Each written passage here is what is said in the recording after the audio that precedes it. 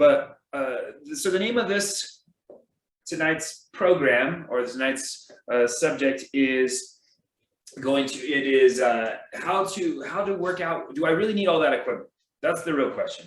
And somebody that owns 2 gyms with tons of equipment, it's a kind of a fun topic for me to talk about. So the answer is no, right? The answer, or the answer is depends. How about that? The answer is depends. So before I even do that, I'm a fitness coach, so we put everything on a timer. I'm going to put a timer on, so I make sure that I have enough time to answer any questions. And then if we don't have any questions, I guarantee you I'll be able to talk about something new. Okay. Also, if it gets loud, I am at the gym in my office, and so there might be music and stuff coming from the other room, and hopefully I can talk louder than that. So the question is, do I really need all of that equipment? And so the answer is, like I said, it depends. It depends on what we're trying to do. Well, we had a great case study this past year because my gym, as well as most of the other gyms around the United States and nationwide, were forced to shut their doors because of a pandemic. And so I closed, I believe it was on March 12th. It was a Tuesday. And I remember thinking it was just a really temporary thing, but right away, my coaches and myself said, well, we can't just go on vacation, right? Our people still need accountability. They still need fitness. They still need to work out for all different reasons. And this is not just health reasons. A lot of it was mental reasons. One of the unfortunate things about gyms closing down was a lot of those people, that was their community, right? So anyway, so we went to work. We said, what do we need? So on Wednesday, so we closed on a Tuesday night. Wednesday, we made a video. First thing in the morning, I believe I was up at 5 a.m. Showing people that you can still work out. And I was drinking coffee in my living room, and it was kind of fun for the first day. A few months later, it wasn't near as fun anymore. But so we said, we wish that everybody would have had some weights at home. It would have made our job a little bit easier, but we had to go back to the very foundation, is like, what are we trying to accomplish? All right. And for a lot of those people, it's just want to be healthy. Okay. So what kind of things do we need to do to make sure that we're healthy when it comes to exercise? The other thing is, a lot of people wanted and should want to be strong. Okay. It's like, okay, so in the gym, we have barbells and dumbbells and kettlebells and medicine balls. Those are just for like strength exercises. Then we have other things that are really fun, like a bicycle, like an Airdyne bike, or a rower, jump ropes, all those fun things we have in the gym. So we're just going to assume that our members, as they're at home in the middle of pandemic, don't have that. And that's what makes it fun about this particular presentation today, is I'm going to try to share with you what kind of things we can do when we don't have equipment.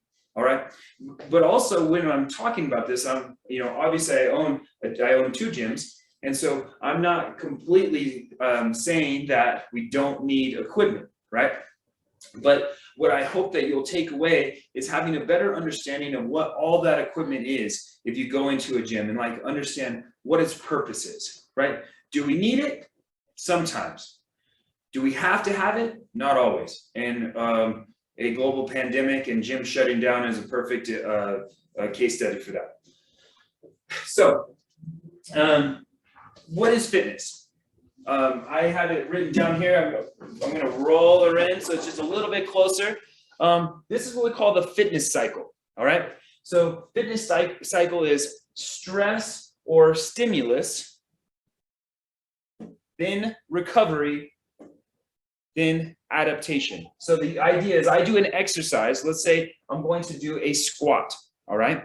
And do a bodyweight squat. So it's a stress on the body. I'm putting a stimulus on the body by doing the squat, or maybe I'm doing 10 of them. And then if I did enough, then my body's going to need to recover. So that's through rest, nutrition, hydration, just time. So maybe I did squats on a Monday. My body needed to recover. And then hopefully, because after it recovers, it will adapt. And this goes for all types of exercise. This is not just a squat. This could be for walking. So say I am trying to get in better cardiovascular shape. I'm trying to increase my aerobic capacity. And so I walk around the block. All right.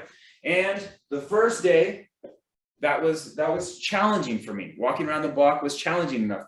So that was enough stimulus to need to have some recovery that hopefully I will end up with an adaptation. My body will adapt and I will get in better, I'll have a larger aerobic capacity, or I'll be in better cardiovascular shape. Well, eventually the block isn't going to be enough.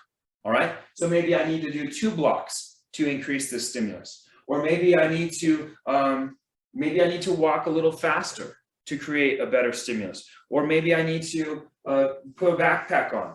All right. So that's what exercise is. So when you come into the gym, do you need weights?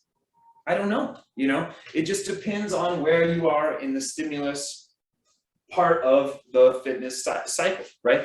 So whenever I do a body weight squat, like squat just with myself without holding any weights, that's not going to be enough stimulus for me because I've been doing squats. So I will need to add some weight or do a few different things. And we're just about to talk about that. Okay. So that's what we first need to understand is the weights or the equipment are just an aid in the stimulus. All right. And sometimes there's also special circumstances with this, right? So sometimes we need equipment to help simulate something else, right? So sometimes it helps if I want to get my aerobic capacity, and let's say for a long time I was a runner. All right. And then maybe I'm not able to be a runner anymore. Maybe I had a knee replacement or something else. Doesn't matter what the situation was. I'm not able to run anymore. So what kind of thing can I do other than running to be able to get that same stimulus? And so that's where sometimes equipment comes in as a nice aid or a substitute. So maybe that's where a pool comes in. And so it's like, well, I can't run anymore. Maybe I can swim. So a swimming pool is equipment. Unless you're at the lake or the pond or something, then you'll need that equipment. All right. Or maybe you need, say, at some gyms, they have it's like and I apologize, I don't remember the name of it, but a bicycle that you use with your arms. So that would give you that same aerobic stimulus that you're trying to get if you weren't able to do a bicycle with your legs. Okay. So that's where equipment does come in and it's very helpful. But really, equipment is just an aid in increasing the stimulus. So we're at home, no equipment or very little equipment. What do we do? So we can make up for that with some different ways of changing our stimulus. All right, I'll try to get this in close. So the first one we're going to talk about is load. That's weights. All right, so I can decrease or increase the load to get a certain stimulus. So I can add weights to my body somehow. I can hold on to something to make my body heavier to increase that stimulus. Or if that's too challenging, I can decrease that. All right. So let's just say that let's go back to the knee replacement situation. So I got a knee replacement. I would like to do squats, but my body weight's just too much for me right now. How do I decrease the stimulus? Well, I would hold on to something, right? I could hold on to some sort of straps or some sort of railing or some sort of chair maybe to be able to hold myself to decrease my own load, my own weight, all right?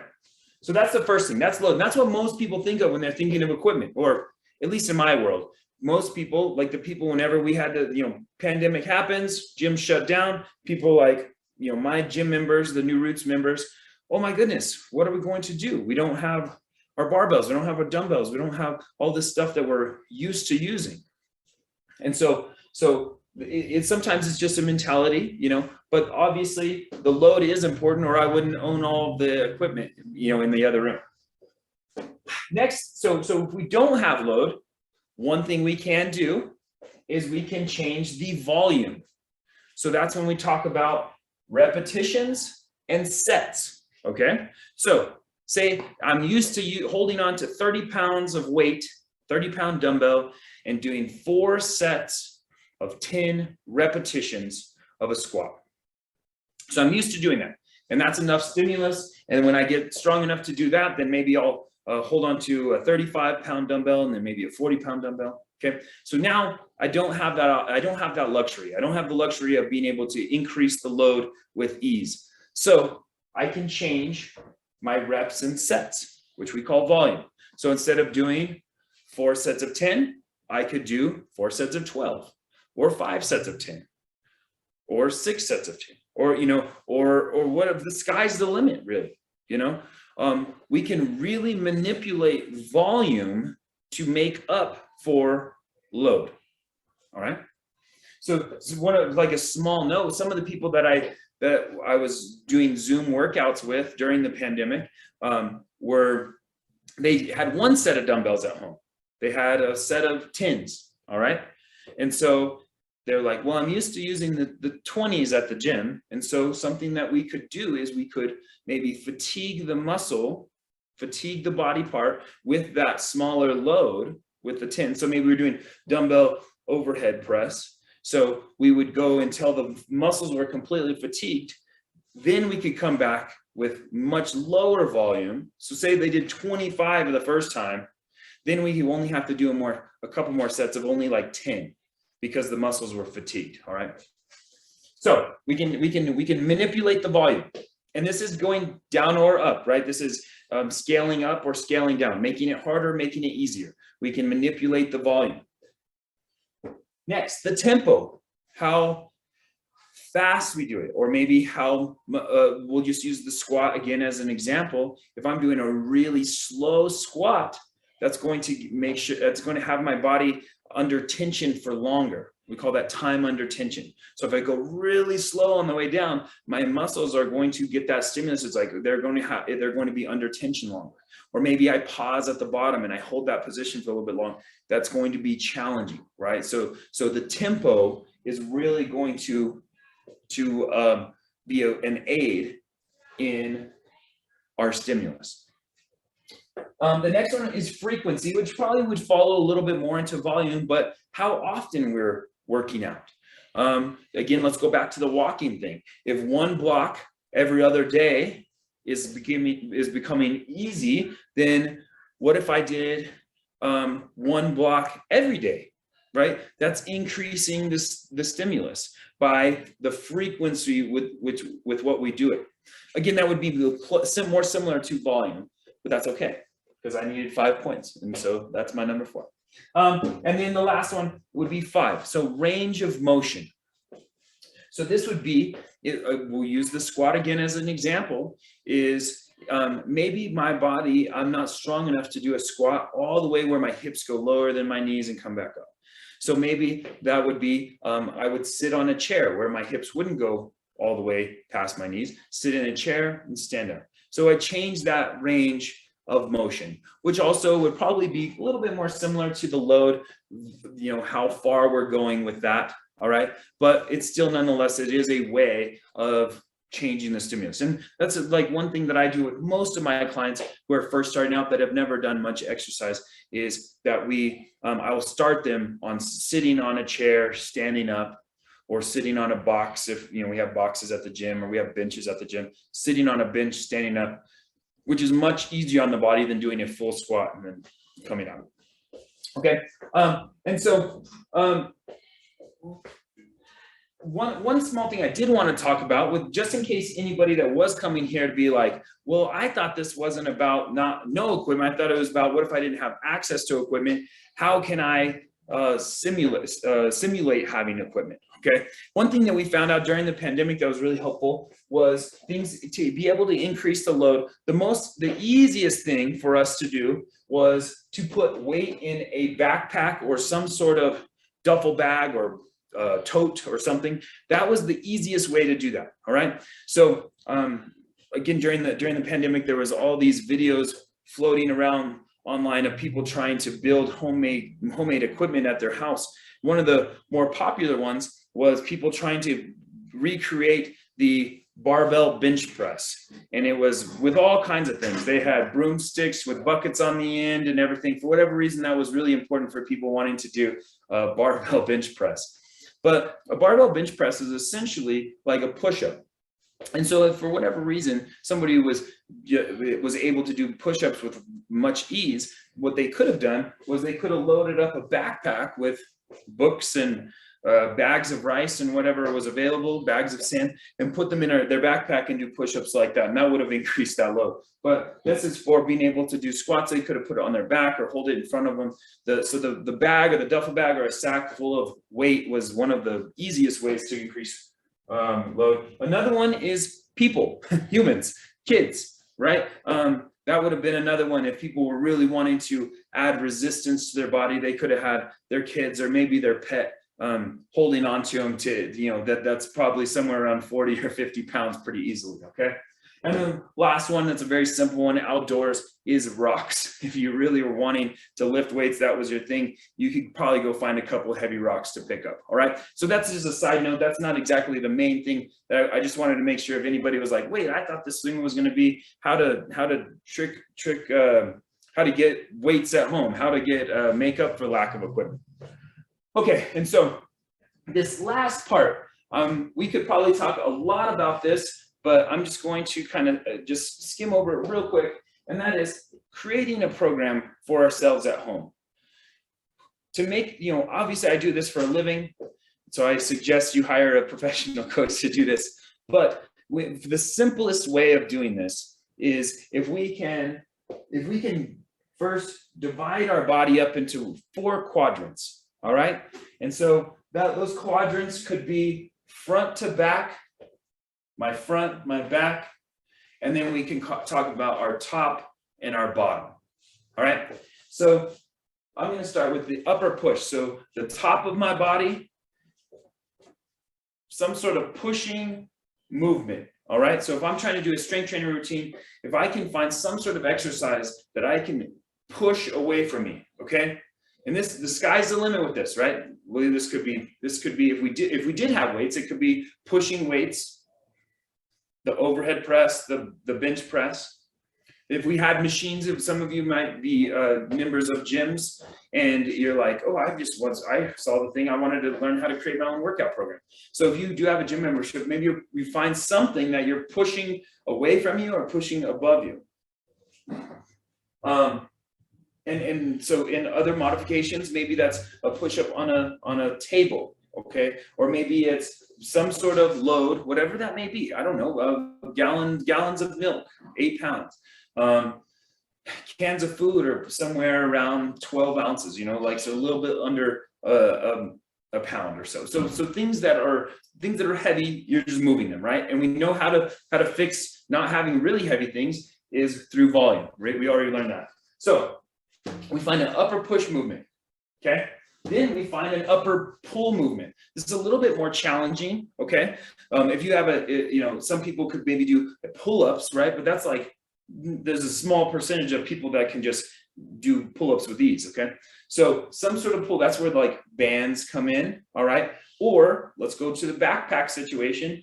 We hold on to the handles. Let's see if I can get to this right here. We hold on the handles, we bend over, and we're doing a row, all right? But some sort of pulling motion, all right? Now we're talking about lower body. The lower body does 2 things. It has a push and a pull as well. So a pushing thing would be a squat or a lunge or a step up, all right? That's something that our lower body is pushing. And then pulling it's a little bit different, but it's really what we call hinging. I'm going to show you what a hinge looks like real quick. This would be, it's not a horrible view, but hinging is when we push our hips back. So this is how we pick up a laundry basket, is I'm pushing my hips back and keeping my back flat. That's what we'll be using our hamstrings, or I'm not about to do this because there's no way you'd be able to see me, but a glute bridge. Some of you may be familiar with that, but some sort of lower body pulling motion. That would be something from our hamstrings or maybe our glutes, all right? And I won't get into the technical things about that, but like I said, split your body into 4 quadrants: upper push, upper pull, lower push, lower pull. And then 2 side notes would be create some sort of core exercise, something that's working our middle. planks, crunches, sit-ups, something like that.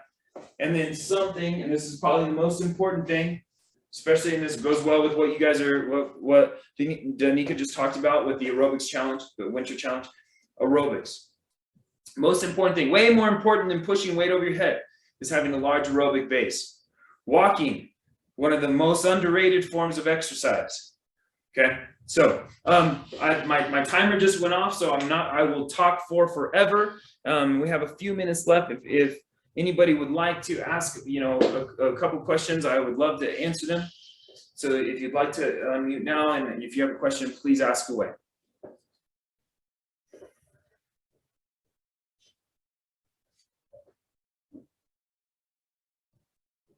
Okay. Hey, Jesse, it's Denise. I enjoyed your presentation. Thank you for doing that. Thank you. It's kind of interesting because I'm actually, with the pandemic and everything that's been going on, and I don't know if you know this or not, but to me it feels like, and I'm older, okay, but I'm losing muscle tone even though I still exercise. Mm-hmm. So is it that I just need to increase what I'm doing? So it sounds like, some of that stuff we can't avoid, right? Like Right. at some point, right?